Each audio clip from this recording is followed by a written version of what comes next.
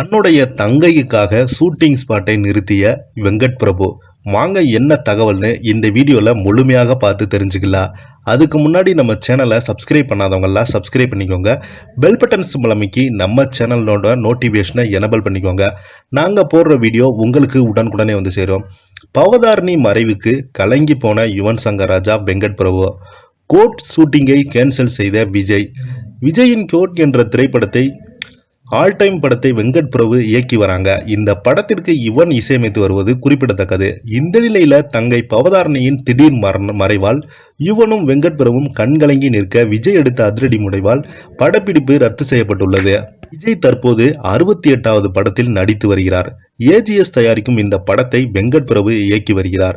யுவன் சங்கர் ராஜா இசையமைக்கிறார். பிரம்மாண்டமாக உருவாகும் படப்பிடிப்பு சென்னை மட்டுமின்றி வெளிநாடுகளில் நடைபெற்று வருகிறது. அடுத்த கட்ட படப்பிடிப்பு இலங்கையில் நடத்த பிளான் செய்திருக்கிறார் வெங்கட் பிரபு இணையதளத்தில் வெளியாகியுள்ளது.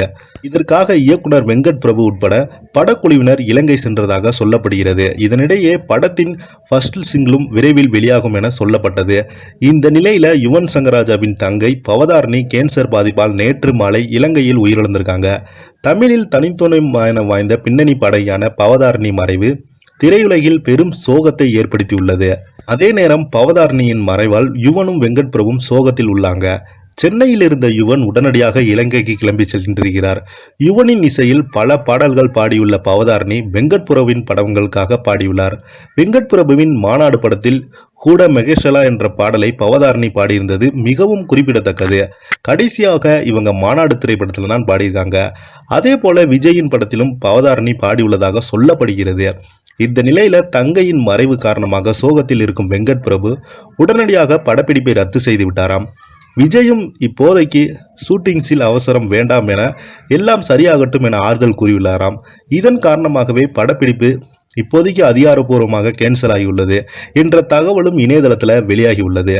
மேலும் அடுத்த கட்ட படப்பிடிப்பு இலங்கைக்கு பதிலாக துருக்கியின் இஸ்தான்புல் நகர்பூரில் நடத்த முடிவு செய்யப்பட்டுள்ளதாக, இப்போதைக்கு இலங்கை ஷெட்யூலை மாட்ட கேன்சல் செய்யப்பட்டுள்ளதாக தகவல் தெரிவிக்கின்றன. பவதாரணி மறைவு காரணமாக படப்பிடிப்பு கேன்சல் செய்யப்பட்டுள்ளது. ஃபர்ஸ்ட் சிங்கிள் உள்ளிட்ட சில அப்டேட்டுகள் கொஞ்சம் தாமதமாக வெளியாகும் என எதிர்பார்க்கப்படுகிறது.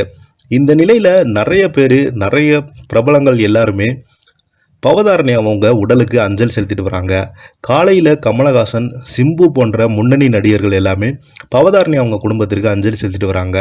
தொடர்ந்து அரசியல் பிரபலங்களும் இளையராஜா வீட்டிற்கு சென்று தன்னுடைய மகளுக்கு அஞ்சலி செலுத்திட்டு வராங்க. யுவன் சங்கர் ராஜா, வெங்கட் பிரபு, பிரேம்ஜி போன்ற நடிகர்கள் எல்லாமே ரொம்பவே கலங்கி போயிருக்காங்க.